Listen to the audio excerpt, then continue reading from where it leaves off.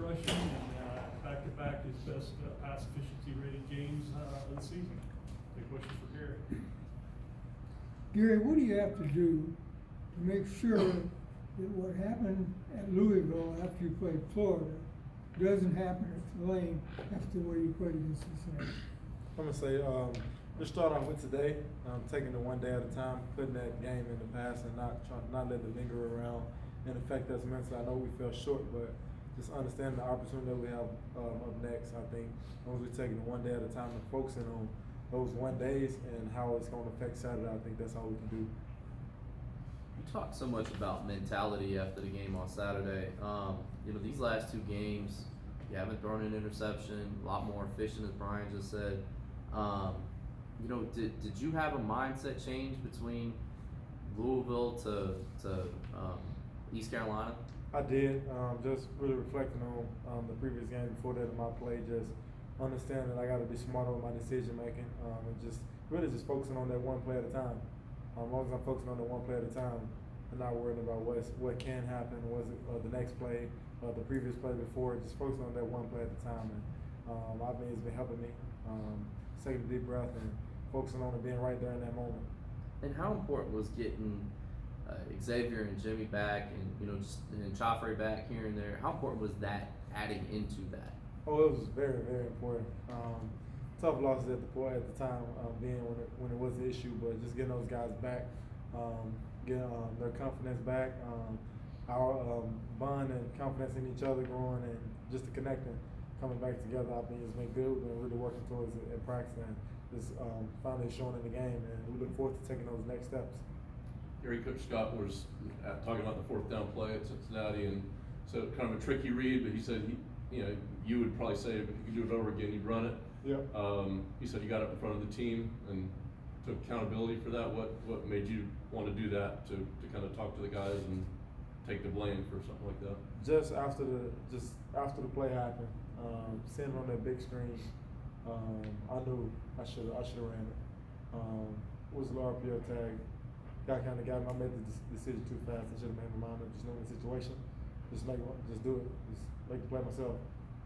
Just reflecting on that. I've been reflecting on it all weekend, but today finally put it in the past. I'm just focusing on Tulane now, but can't let that happen again. I mean, it happened. It's part of the game. I'm over it. It was fully 100% on me. It is what it is. I won't let it happen again. Gerry, clearly, when you listen to Jeff, this team seems to have kept the faith, despite the fact this is way below everybody's expectations.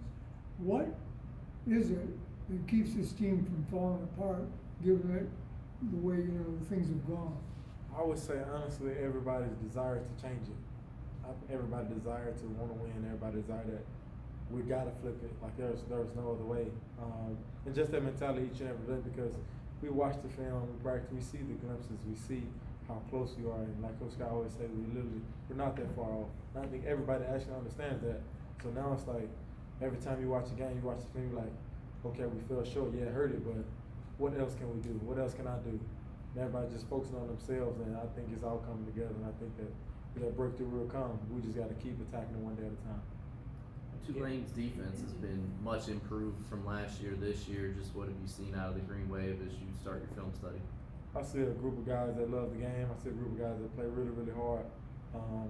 They're rolling right now, 5-1.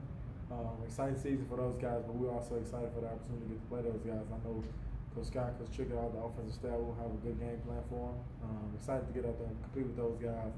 You see a team that plays really, really good football. They're really disciplined. And pretty much that's it. Gerry, you've had some shuffling on the offensive line due to injuries, but you were not sacked at all Saturday in Cincinnati. Can you talk about how the guys have been stepping up and performing? And just with practice, it starts with practice. Those guys, they practice with high intensity, always looking to learn, always watching the guys in front of them. So there's never no drop off. It's the next man's up game. So those guys just attacking and watching the film and trying to get better each and every day. Of course, when you're preparing right, you're going to be able to step in those roles and fulfill those shoes. So those guys were just excited to be out there. It was good to be out there with those guys and just see what the future holds with those guys. Gerry, whether it's the O-line or, as Willow mentioned about Horn and Weaver, you've had some injuries in a lot of places this year, and nobody wants to make it an excuse. You had a lot of them, so what's been the effect, and kind of how do you how do you measure that while not making an excuse, but also knowing that, hey, it's tough not having these guys? Man, we all know it's tough, but honestly, what can we do about it? You know what I'm saying? Like, guys know, like, dang, what if we would have this guy? What if we have these guys in this role? What if we all out there together playing at a high level? What would we be right now? That's all a what if. Right now, all we can do is focus on the guys that's playing.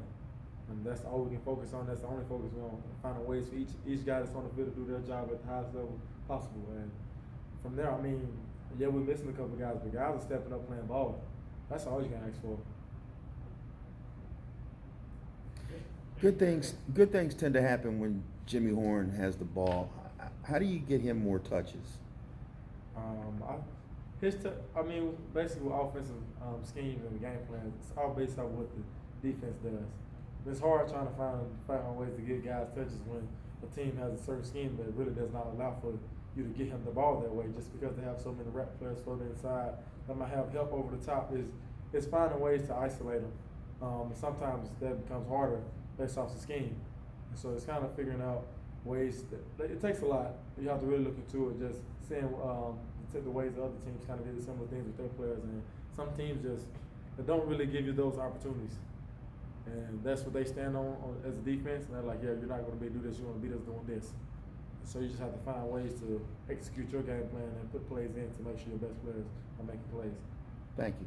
All right, good.